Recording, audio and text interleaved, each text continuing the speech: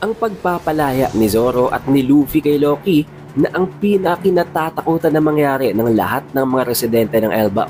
Ang hindi inaasahan na atake na gagawin nitong si Zoro kay Loki para masiguradong hindi sila nito nililin lang na dahilan naman kung bakit napikon sa kanya itong si Loki.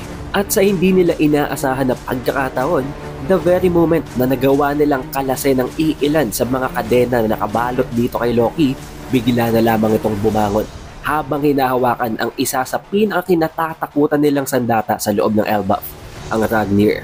Ang lahat ng yan at marami pang ibang mga detalye ay tatalakay natin dito sa ating full chapter review ng One Piece Chapter 1141. Kaya naman siguraduhin mo nang nakalike, nakasubscribe at na-ring mo ng bell button para automatic ma-notify ka pag release natin ang susunod na chapter. Pero huwag na nating patagalin pa. Let's go! Ang title ng chapter na ito ay Older Woman at may kita natin dito guys na nagsisimula ang chapter sa pagbalik nitong si Nami at ni Rodo sa mga villages matapos nga nilang manggaling sa loob ng castle ng previous king na si Harald.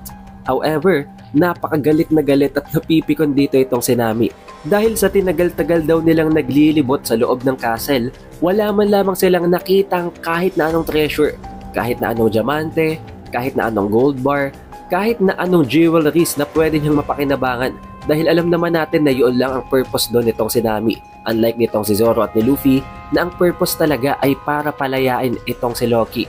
Sinasabi naman sa kanya nitong si Rodo na wag daw siyang masyadong maingay dahil naririnig pala sila ng iba pang mga giants na kasama nila ngayon sa ship.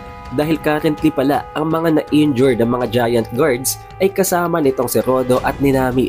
At ang rason talaga kung bakit nauna silang umuwi bago pa man lamang makabalik itong si Zoro at si Luffy ay para matulungan na magamot at para ma-prevent ang further injuries ng dalawang giant guards na to. Now switching of scenes naman guys, makakarating naman tayo ngayon kay Franky at kay Ripley na kung saan ine-explain naman ni Ripley ang tungkol sa Treasure Tree Adam. Ayon dito kay Ripley, ang mga tinatayuan daw ng mga bahay ng mga higante ay ang mga giant branches lamang ng Treasure Tree Adam na ito. Meaning, wala talaga dong lupa.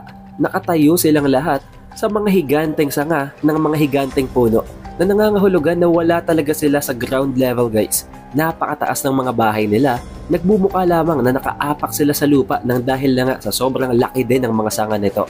Pero may napansin dito guys itong si Franky. May nakita siyang isang sanga na putol na at may napakalaking butas sa gitna na kung iisipin natin, wala naman sigurong rason para putulin nila ang sangang ito. Kaya inexplain na naman nitong si Ripley kung anong nangyari sa specific na sanga na yon. Way back before daw, sa higanteng sanga daw na ito matatagpuan ng Haugen Village. However, nang dahil sa isang napakalakas na kidlat, nagsimula dito ang isang apoy. At dahil na nga daw sa sobrang tanda na rin ng sangang ito, hindi na nila mapigilan ang apoy dahil napakatuyong-tuyo na ng sanga. Napakalakas at napakabilis kumakalat ng paglingas ng apoy dito.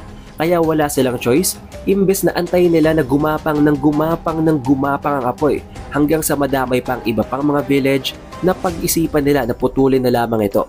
Na dahilan naman kung bakit nasabi ni Franky na ganun din daw palang Treasure Tree Adam. Hindi din ito immune sa pagtanda. Na dahilan kung bakit nasabi naman itong si Ripley na oo, pero nagbigay siya dito ng trivia.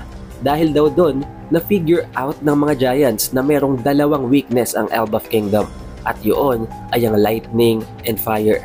Now ito'y isang clue na agad guys. Isipin nyo kung sino ang may mga lightning attribute at ang may fire attribute. Binibigyan tayo dito ng hint ni Oda na yun ang mga posibleng magiging napakalakas na mga threat pagdating sa magiging laban sa loob ng Elbaf. Although oo, not directly, nakahinaan yon ng lahat ng giants, pero ang tinutukoy dito ni Ripley guys is that kapag may ganong klaseng mga attributes na ginamit sa loob ng Elbaf, masisira ang Treasure Tree Adam na mangangahulugan na masisira ang mga village, masisira ang buong Elbaf Kingdom at kung walang Elbaf Kingdom, saan naman nilirahan ng mga giants? Although indirectly, yun ang gusto niyang ipahiwatig. Sa pagbalik naman ni Nami sa Western Village, sa ginaganap na banquet ng mga higante, tinanong at sinalubong agad siya nitong si Usopp kung nasaan daw si Zoro at si Luffy. Na sinagot naman ni Nami na baka daw nag-e-explore lang. Baka naggagala-gala lang daw sa iba pang mga parte ng village. At dito guys, hindi nagtagal, biglang ipinakita at ipinakilala naman nitong si Usopp itong si Nami. Si Nami daw ay ang kanyang napakagaling na navigator. Tinanong pa nga guys nitong si Usopp si Elder Harul kung ganito daw ba ang mga type nitong si Harul.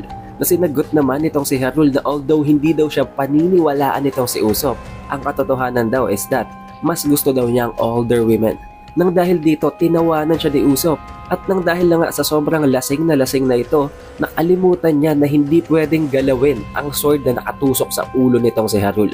Hinampas niya ito habang tinatawanan at sinabi din ni Usopp dito kay Harul na alam naman daw nitong si Harul na siya ang pinakamatandang entity sa loob ng verse, sa loob ng mundo. Kaya naman wala siyang mahanap na babae na kasing edad niya. Habang itong si Harul naman almost mawala na ng malay sa ginawang paghampas ni Usopp sa espada na nakatusok sa ulo niya.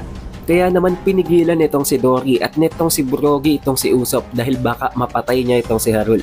Habang si Usopp naman, lasing na lasing pa rin talaga guys, habang tinatawag pa na Excalibur daw ang nakatusok na espada sa ulo ni Harul. Dapat daw bunutin yon. Na sinagot naman itong si Brogy na hindi niya pwedeng gawin yon. Mamamatay si Harul dahil tatagas ang dugo niya doon. Tawang-tawa din sa kanya itong si Brook guys, habang sinasabing lasing na lasing daw si Usopp. Pero kahit naman si Brook lasing na lasing din guys, dahil kung titingnan natin, mali na ang placement ng ulo niya ngayon. Nasa ibang ulo na ito ngayon. Habang nag-uusap itong si Jinbei at itong si Nami, kahit alam na alam nilang sobrang lasing na talaga si Usopp, hindi nila ito pinipigilan. Hinahayaan nila itong mag-enjoy dahil lahat naman sila aware sa loob ng Straw Hat crew na ito talagang pangarap ni Usopp. Kaya hindi na sila magtataka kung bakit ganito na lamang katindi ang ginagawang feast nito, kung bakit ganito na lamang siya nag-e-enjoy. Habang itong si Sanji naman, meron ding sarili niyang interes. Hinahanap niya itong si Gerd pero hindi niya ito makita. Dahil as of now, ito palang si Gerd ay kasama nitong si Rodo. Dinala ni Rodo kay Gerd ang dalawang injured na mga giants na itinatanong naman ni Gerd kung ano nangyari. Bakit daw bigla na lamang nagkaroon ng ganito katinding mga injuries ang mga giants na ito? At hindi lamang yon, hindi daw ito mga normal na higante. Sila ay isa sa mga elite ng mga giants, kaya nga silang na-assign bilang mga guards sa loob ng castle. Dahil kahit na daw mga normal na human or normal na higante, hindi ito basta-basta magagawa sa dalawang ito. Dahil ang dalawang ito ay meron daw multiple bone fractures at ang isa sa kanila ay para bang tinusok, binutas ang laman sa pamamagitan ng isang napakamatilos na bagay. Ang pinakaunang naging explanation dito guys ni Rodo kung bakit nakarating siya sa loob ng castle is that naghahanap lang sana siya ng mga impormasyon, mga bagay na magagamit niya para may improve ang mga laruan niya, ang Block Castle, ang diorama na nakita natin na pinasukan nila Luffy. Napansin lang niya na parang may hiwa daw ang pinto or ang gate ng castle. Kaya naman tinignan niya kung anong nangyayari sa loob at doon niya nakita ang dalawang injured na guards na ito. Kaya agad niya itong dinala kay Gerd para maiwasan na maging malala pa ang kanilang injuries. Pero napapansin talaga ni Gerd na may mali, na hindi nagsasabi ng totoo itong si Rodo dahil pinagpapawisan talaga ito ng malala. Kaya naman sinabi dito ni Gerd na kung hindi daw sasabihin ni Rodo ang totoo, sasabihin at isusumbong na lamang siya ni Gerd kay Elder Harul. Na sinagot naman ni Rodo na hindi niya pwedeng gawin dahil unang-una sa lahat, wala naman siyang sapat na impormasyon. Hindi niya pa nako-confirm ang kanyang mga assumptions, ang kanyang mga hinala. Kaya naman parang magbibigay lamang siya ng false na mga informations. At hindi lang yun, kapag ginawa daw yun itong si Gerd, masisira ang nangyayaring banquet. Magiging siyang isang party pooper. Kaya naman hindi nagpatuloy itong si Gerd sa paglalakad, habang ito namang si Rodo ay nag-iisip ng napakalalim na kung sana lamang daw, kung sana lang pagkapakawala nitong si Zoro at ni Luffy dito kay Loki ay agad na itong umalis at hindi na mamalagi sa loob ng Elbaf. Walang problema, kahit maghasik daw ng lagim itong si Loki sa ibang parte ng mundo, sa ibang mga countries, sa ibang mga island, wala na siyang pakialam as long as hindi sa loob ng Elbaf. Dahil kung matutuklasan daw ng iba pang mga higante na tinulungan niya si Luffy at itong si Zoro na pakawalan si Loki, mabibigyan siya ng titulo na isang traidor at baka ma-exile or ma-banish din siya sa Elbaf Kingdom. Pero nang dahil na nga sa napakamalalim ng iniisip nitong si Rodo, napansin nitong si Gerd na may kinalaman talaga siya sa mga pangyayari. Kaya naman habang hindi siya nagmamalay, hinampas siya nitong si Gerd ng napakalaking axe na hawak-hawak niya. At gamit ito, pinagbantaan niya si Rodo na pipilitin niya itong tumuga kahit anong mangyari.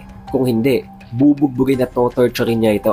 Then switching of scenes guys, makakarating tayo sa Realm of the Dead or sa Underworld, na kung saan ay dala-dala na nga nitong si Luffy at nitong si Zoro ang susi na magpapakawala dito kay Loki. Gulat na gulat itong si Luffy guys dahil unang-una sa lahat, hindi naman ganito kalala ang sitwasyon nitong si Loki nang una niya itong makita.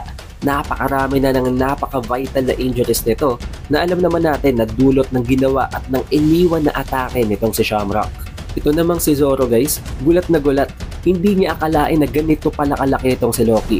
Napakalayo daw talaga ng size difference nito kahit na ikumpara pa sa ibang mga higante. Na hindi naman nakakapagtaka guys dahil na-explain naman na natin ito sa previous chapters. Tulad ng kanyang ama na si King Harold, meron siyang ancient giant blood na dahilan kung bakit mas malaki at mas malakas talaga sila sa ibang mga common na mga giants. Sinusubukan talaga nitong si Luffy na gisingin nitong si Loki dahil hindi talaga siya sumasagot. Iniisip na dito guys nitong si Luffy na baka patay na si Loki. Buti na lamang narinig niya na humihinga pa rin itong si Loki. Kaya hindi na siya nag-aksaya ng panahon, agad siyang umakyat dito kay Loki para tangkain na pakawalan na ito. Humihingi din siya ng tulong dito kay Zoro para matulungan siya nitong buksan at susian ang mga posas. Pero hindi nag-agree itong si Zoro sa sinasabi ni Luffy dahil unang-una sa lahat, hindi daw maganda nangyayari kung hindi ganito ang estado na nakita ni Luffy kay Loki nang huli niya itong makita. Then that changes things. Hindi ito normal. Pero nang dahil lang nga sa napansin din ni Zoro na matapos umakyat nitong si Luffy dito sa posas nitong si Loki, biglang para bang nawalan nito ng lakas. Kaya nalaman niya agad na ang mga posas na ito, ang mga kadenang ito ay gawa sa Sea Stone. At hindi lang yun, napansin din nitong si Zoro na may napakalaking mga higanteng mga halimaw din ang knocked out. Mga patay na yata sila. Hindi niya alam pero baka humihinga pa naman ang iba sa kanila. Kaya naman inulit nitong si Zoro kay Luffy na huwag siyang magmadali. Huwag niyang pakawalan agad itong si Loki dahil nga hindi nila alam kung anong nangyayari dito. Dahil napakatagal nilang hindi nakabalik kahit na itong si Luffy hindi alam kung anong nag-take place. Nang dahil dito nagtalo itong si Zoro at itong si Luffy. Galit na itong si Luffy dahil unang-una sa lahat, napakalala nga ng mga sugat nitong si Loki. Sinabi niya na kung hindi nila papakawalan ng higanteng ito, mamamatay ito. Na sinagot naman itong si Zoro na kahit na ganon, hindi sila pwedeng magmadali. Hindi porke mamamatay na ito ay papakawalan nila ito agad. Hindi pa daw nakakausap ni Zoro itong si Loki at hindi pa man lamang daw niya nalalaman kung anong mga pwedeng gawin ito given pa na napakasama ng reputasyon nito at ng kanyang story sa ginawa niya dito sa loob ng Elbaf. Hindi lang yon, talagang iniisip din dito ni Zoro guys na napakalaki daw talaga nito kasing laki daw ito ni Ors. Dahil pag pinakawalan daw nila ito, there is a very huge chance na kung hindi nila ito mapipigilan, baka ito nang maging katapusan ng Elbaf Kingdom. Kaya naman hindi na sumagot itong si Luffy habang dahan-dahan na umaakyat itong si Zoro kay Loki at sinasabihan itong si Luffy na maghintay lang daw siya. Nagulat na lamang itong si Luffy nang biglang tadyakan itong si Zoro ang katawan, ang sugat nitong si Loki. Gulat na gulat itong si Luffy dahil hindi niya akalain na maglo-launch pa ng isang atake itong si Zoro kay Loki, gayong malapit na nga itong mamatay. Nasa life and death situation na ito. Pero dulot nun, kahit papano na figure out nila na buhay pa talaga si Loki dahil bigla itong nag-flinch. Bigla itong napagalaw at ininda niya ang sakit ng sipang yon na ginawa nitong si Zoro. Napasigaw pa nga siya dito guys. Kaya naman kahit papano, na figure out nitong si Zoro na hindi siya namemeke. Hindi niya nililinlang itong si Luffy at si Zoro. Dahil unang-una sa lahat, totoo ang kanyang mga sugat, totoo ang kanyang mga injuries at literal na dugo talagang pumapatak mula sa kanyang katawan. Habang itong si Loki naman ay tinititigan at nakaharap talaga dito kay Zoro at pinagbabantaan nito na ano daw bang problema ni Zoro, bakit daw siya nito inatake habang tinatawag pa si Zoro na isang bastard. However, kahit na ganon, hindi nagtagal, nawala na naman ng malay itong si Loki. Bumagsak na naman ang ulo niya. Na dahilan kung bakit nasabi naman ni Luffy na patay na daw siguro itong si Loki. Na sinagot naman ni Zoro na kung patay na si Loki, wala silang magagawa. Yun daw ang fate ni Loki. Kung mamamatay siya, mamamatay talaga siya. Hindi na nila problema yon. Kaya naman nakapag-desisyon na dito guys itong si Zoro. Ang desisyon ni Zoro, since napansin nga niya na hindi kayang akyatin at pakawalan itong si Luffy, itong si Loki, dahil unang-una sa lahat, ang mga posas, ang mga kadena ay gawa sa Sea Stone, siya na mismong magpapakawala kay Loki. Pero there is one condition, hindi nila aalisin ang lahat ng mga kadena. Magtitira sila ng isang kadena sa mga legs o sa isa sa mga paa nitong si Loki para kahit papano, meron pa ring mag-hold back sa kanya. At hindi lang yon, once daw na magising at bumalik na sa consciousness itong si Loki, saka sila mag-uusap. Kukumbinsihin daw nitong si Loki itong si Zoro kung talagang wala siyang binabalak na masama. at sa kanya ito pakakawalan completely. And for the meantime naman, pupunta daw itong si Luffy kay Chopper para humingi ng tulong at para magamot ang mga sugat nitong si Loki. Pero sinagot naman siya nitong si Zoro na hindi yun posible. Napakalayo daw pala ng library mula dito sa Underworld. Kaya ang pinaka-best choice ni Loki ay ang bumalik sa festival or sa banquet na ginaganap sa Western Village. At doon siya kumuha ng isa sa mga higanteng doktor at yun ang gagamitin nila para tulungang gamutin itong si Loki. Now although alam nila na imposibleng tulungan sila ng doktor na yon, pero once na maakit nila yun sa baba, mapipilit na nila yung gamutin si Loki. Pero panigurado naman daw na ang kapalit nun, once na makabalik ang doktor na yun sa itaas, ay papalayasin na sila. Ibabanish na sila mula sa Elbaf Kingdom. Na sinagot naman ni Luffy na wala naman daw silang choice. Kailangan nila yung gawin dahil kailangan nilang pakawalan si Loki at hindi nila pwedeng hayaang mamatay na lang to. Pero since gano'n na nga na ine-expect na rin nila na palalayasin lang din sila sa Elbaf, kukuha at mag-iipon na din daw itong si Luffy ng maraming karne dahil hindi lang naman daw yun para sa kanya. Kahit na itong si Zoro ay kailangan din daw ng sapat na enerhiya para makapag-go all out sa magiging mga further laban pa nila sa loob ng Elbaf Kingdom. Na sinagot naman ni Zoro na kung karne lang daw, walang problema. Bakit daw hindi na lang nila kainin ang lahat ng mga patay na mga higanteng halimaw na ito na nasa Underworld? Na sinagot naman ni Luffy na hindi pwede. Mga kaibigan daw nila ang mga higanteng to. Dahil nakita naman natin guys sa previous chapters na naging maganda nga ang koneksyon sa gitna ni Luffy at ng mga higanteng beast na to. And personally I think hindi pa naman talaga sila actually patay. At sinabi din, binigyan talaga ng note nitong si Luffy si Zoro na ang lahat daw ng mga kaibigan niya ay hindi na nila pwedeng kainin. Na sinagot naman ni Zoro na okay, my bad daw. Nagpaalam na itong si Luffy na babalik na siya sa ginaganap na banquet para kumuha nga, para mag-fetch ng isang doktor na makakatulong sa kanila. Pero sa hindi inaasahang pagkakataon, meron palang isang napakalaking pabagsak na ship mula sa taas papunta sa kinaroroonan nila. At yun ay walang iba kung hindi ang New Giant Warrior Pirates, ang buong crew nitong sila Hyrodin, na kung saan hindi nila alam kung anong gagawin dahil hindi nila inaasahan na hindi pala pwedeng gamitin ang flying ship na ito papunta sa Underworld. Sa kadahilanan na ang mga island clouds ay wala na dito, na nangangahulugan na pwede lang nilang gawin yon kung nasa taas sila, kung nasa Sun Realm sila, or the same level ng elevation. At dito nga guys ay makikita natin na unti-unti na silang pabagsak ng pabagsak at nagpapanik na silang lahat.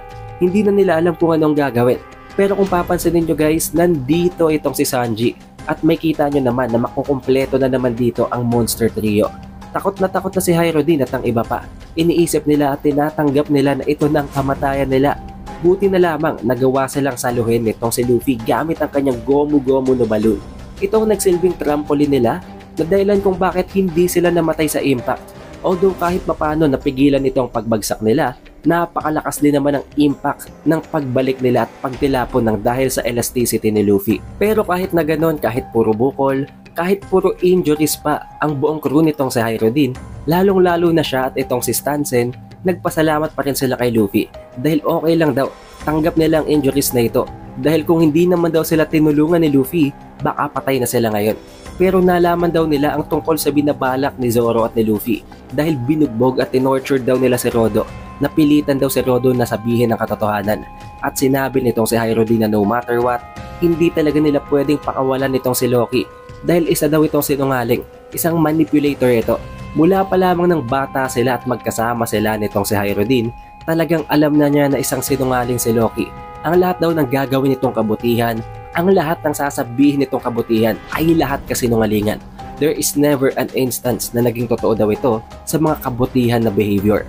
Pero syempre hindi na nakapagsalita si Luffy guys. Nagawa na lang niyang mag-side-eye at pigilin ang kanyang pagsasalita dahil alam naman natin na hindi na nila maibabalik ang mga kadena. Maging itong si Zoro, wala nang ibang nasabi kung hindi. Huli na daw ang lahat. It is far too late. Napakawala na nila si Loki. At makikita natin dito sa panel na to guys na hindi pala totoong tulog itong si Loki. Hindi siya nawala ng malay. Hindi siya unconscious. Sa pagtayo nitong si Loki ay makikita natin kung gaano talaga ito kalaki. Sobrang enormous to the point na talagang maging ang kanyang mga kapwa higante na katingala sa kanya. Na hindi naman nakakapagtaka guys dahil meron nga siyang ancient giant blood. Pero napakatindi ng aura ng panel na to guys. Wala nang nagawa itong sila Stansen at itong sila Hyro din kung hindi ang mapatingala na lamang at matakot habang sumisigaw. Pero wala silang magagawa. Maging si Luffy ay gulat na gulat dahil akala nga nila ni Zoro ay wala itong malay. Pero ito namang si Hyro din, mayroon lamang nag-iisang mensahe na sinabi kay Loki. Sinabihan niya si Loki na wag daw nitong hawakan ang Ragnir. At yun ay ang napakalaking mallet. Ang napakalaking hammer na laging nakadikit sa katawan nitong si Loki. But the question is, kung talagang napakadelikado ng weapon na ito at napaka-vital nito para sa Elbaf Kingdom, bakit iniiwanan pa ito na nandito malapit kay Loki? Bakit hinayaan nila na nakadikit pa ito sa katawan niya? Or baka naman si Loki lang talaga ang pwedeng gumamit ng sandatang to. Pero kakailanganin na nating antayin ang susunod na chapter para sa susunod na mga pangyayari.